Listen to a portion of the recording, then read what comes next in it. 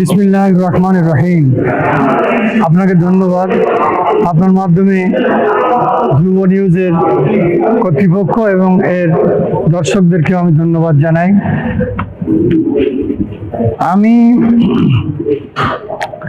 শার্শায় দীর্ঘদিন ঘুরছি, মানুষের কাছে আমি যাচ্ছি।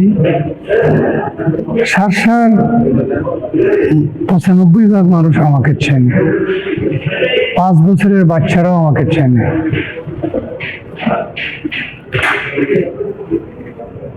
এখন আমার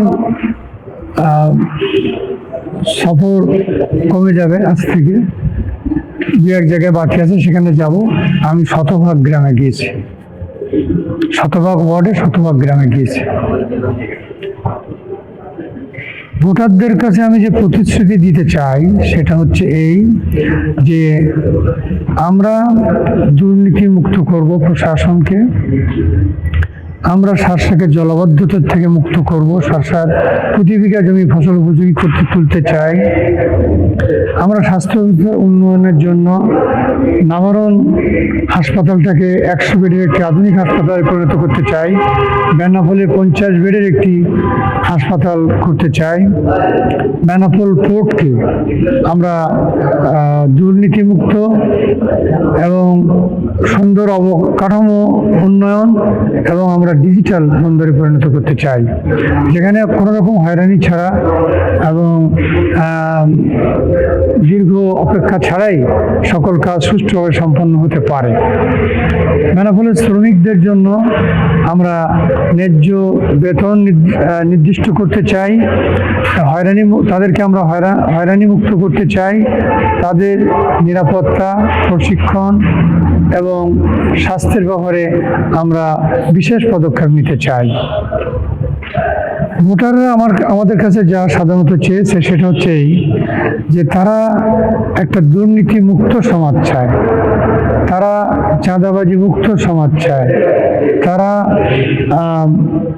অন্যায় খাজনা দিতে হয় যেসব বাজারঘাটে, সেগুলোর থেকে তারা মুক্তি চায়। তারা জীবনের নিরাপত্তা চায়, সম্মানের নিরাপত্তা চায়, ব্যবসার নিরাপত্তা চায়। তারা চায় একটি শান্ত পরিবেশ, মানবিক পরিবেশ। আলহামদুলিল্লাহ, বহুদিন পর শার্শার মানুষ ভোটের জন্য শত উদ্বেল নিয়ে অপেক্ষা করছে। তবে আমরা কিছু কিছু গ্রামে, ৪-৫টা ইউনিয়নে কিছু সন্ত্রাস দেখছি। মহিলাদের সাথে দুর্ব্যবহার করছে, যুবকদের সাথে দুর্ব্যবহার করছে, তারা আহত করছে। এই ৪-৫টা গ্রাম বা ওয়ার্ডে এটা বিশেষভাবে আমরা লক্ষ্য করছি। তাছাড়া সারা শার্শা উপজেলা মানুষ ভোটের জন্য একটা আগ্রহ নিয়ে অপেক্ষা করছে।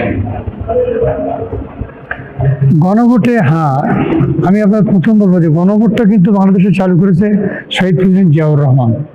গণভোটের গুরুত্ব আছে। তো এবারের গণভোট, আমাদের দেশ একনায়কতন্ত্র বা স্বৈরাচার সরকার হবে না গণতান্ত্রিক সরকার হবে, এটারই ফয়সালা হবে। আমাদের ফয়সালা হবে যে এখানে সব সিদ্ধান্ত এক ব্যক্তির হাতে থাকবে না প্রধানমন্ত্রী, প্রেসিডেন্ট, উপপ্রধানমন্ত্রীর মধ্যে ভাগাভাগ থাকবে। সিদ্ধান্ত হবে এক ব্যক্তি সারা জীবন প্রেসিডেন্ট বা প্রধানমন্ত্রী থাকবে, না 10 বছরের ঊর্ধ্বে কেউ প্রেসিডেন্ট বা প্রধানমন্ত্রী থাকতে পারবে না, তার ফয়সালা। এইভাবে গণভোট আমাদের স্বাধীনতা, গণতন্ত্র এবং নিরাপত্তা আর দুর্নীতিমুক্ত একটা দেশ গঠন করার জন্য সহায়ক। আমরা আশা করি সবাই গণভোটে ভোট দিয়ে তারা এই গণভোটকে সার্থক করবেন। আমাদের সন্তানদেরকে স্বৈরাচার থেকে নিষ্কৃতির পথ বার করবেন। জয়ের ব্যাপারে আমি বলবো যে সব দলের মানুষ, শার্শার সব দলের মানুষ আমাকে শোনাচ্ছেন যে এখানে আপনি অনেক ভোটে বিজয়ী হবেন। আমি লক্ষ্য করছি, আমি যাদের চিনি না, আমি যাদের অনুভবই করতে পারেন না, সকলে এসে আমার সামনে আনন্দের সাথে আসছেন। তারা বলছেন এবারে আমরা দাঁড়িপাল্লাকে বিজয়ী করতে চাই। আপনি একটু প্রশাসনের দিকে খেয়াল রাখেন।